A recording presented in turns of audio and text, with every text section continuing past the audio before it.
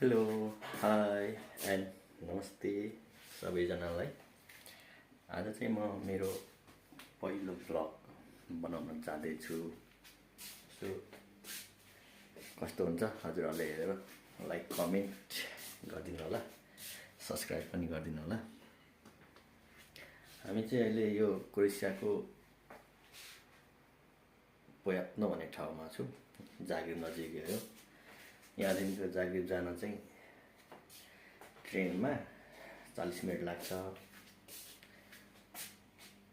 आज चाहिँ हामी यसो बाहिर निस्किन लागेको छुट्टी भएर, त्यही भएर यसो ब्लग पनि एउटा बनाइदिउँ न कस्तो हुन्छ भनेर ब्लग बनाउने कोसिस चाहिँ गर्दैछु।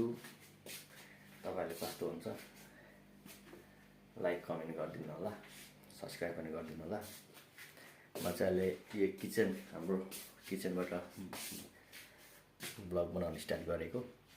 हेर्नुहुन्छ किचन हाम्रो चुलो हो। यो चाहिँ किचनहरू क्रोएसियाको बसाइ यस्तै छ है साथी हो।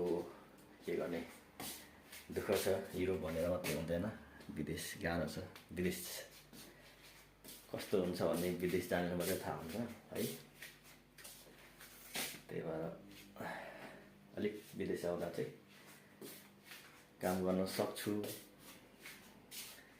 भनेर चाहिँ आउनु होला। नभए त्यत्तिकै हावाको तालमा चाहिँ विदेश नआउनु होला। यो चाहिँ हाम्रो किचन है। किचन हो, तपाईँहरूलाई म अर्को देखाउँछु नि। हाम्रो रुम प्यासेज भयो। यो चाहिँ हाम्रो रुम भयो। हामी रुममा चाहिँ 3 जना। यो चाहिँ बट साथीको, यो चाहिँ मेरो हो।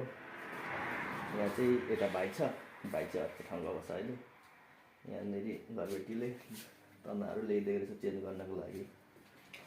यहाँ चाहिँ चेन्जहरू चाहिँ आफूले गर्नुपर्छ, तर धोएर चाहिँ ल्याइदिन्छ उनीहरूले नै। उनीहरूले नै गरिदिन्छ पहिला, पछि हामी आफै लगाउँछौँ भनेर चाहिँ उनीहरूले चाहिँ यसो तन्नाहरू लिएर हप्ता दिनमा लिएर राखिदिन्छ अनि हामीले चाहिँ चेन्ज गर्छौँ। हामी चाहिँ यो पोयाप्नो भन्ने गाउँ हो यो है, गाउँ हो यो।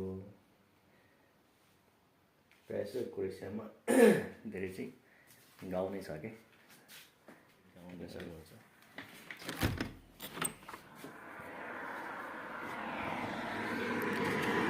घरहरू पनि सानो सानो हुन्छ, नेपाल जस्तै नै हो।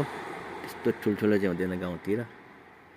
छानाहरू देख्नुहुन्छ, पुरानो घरहरू प्रायः छ क्रोएसियामा चाहिँ। त्यसलाई नै रिपेयरिङ गर्दै बस्छन् मान्छेहरू यहाँको चाहिँ।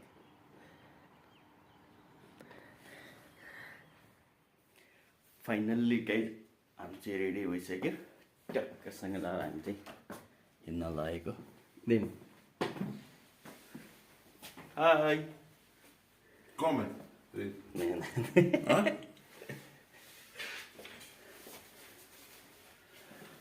भयो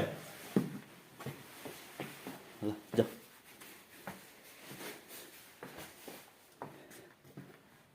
भिडियो Ah, video. दा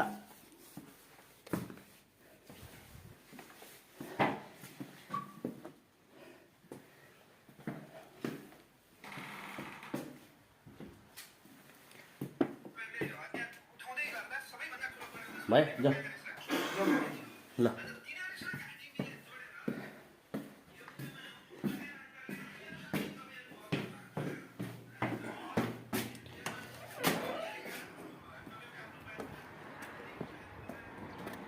हामी चाहिँ निस्किसक्यो बाहिर। पानी पनि पर्ला जस्तो भएको रहेछ। यो पानी पसेको आज। लाइक गाइज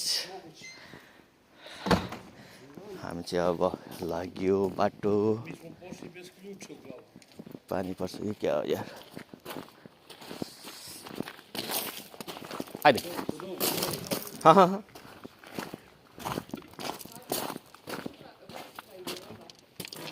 अयो ल।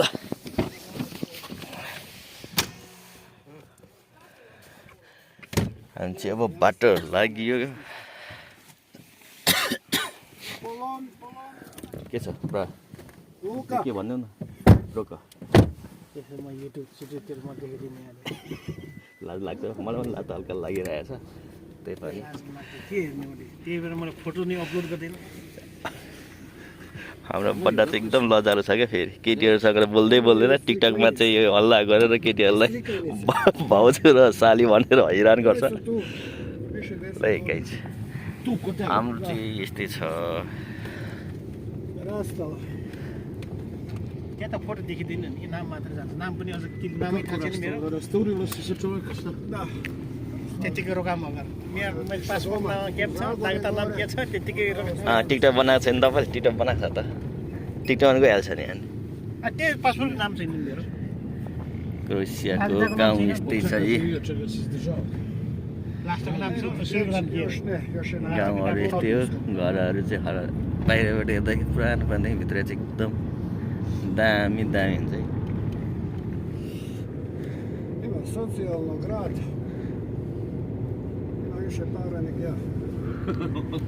यो चाहिँ युरो ट्रान्सपोर्ट भन्ने कम्पनी हो यहाँ चाहिँ गाडीहरू ट्याक्कसँगले ल्याउँछ लान्छ लोड गर्छ अनलोड गर्छ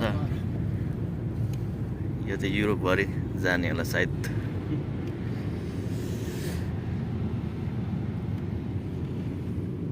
बाटो बन्दै रहेछ यहाँ चाहिँ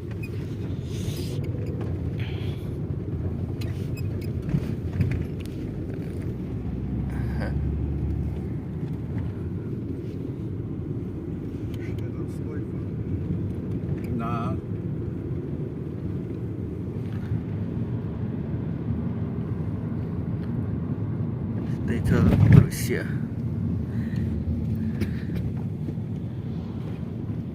तपाईँहरूलाई यो मेरो पहिलो भिडियो कस्तो लाग्यो मन पऱ्यो भने यसो लाइक सब्सक्राइब पनि गरिदिनु होला कमेन्ट पनि गरिदिनु होला कस्तो लाग्यो मेरो पहिलो भिडियो भन्दै आजलाई चाहिँ bye see you next video okay by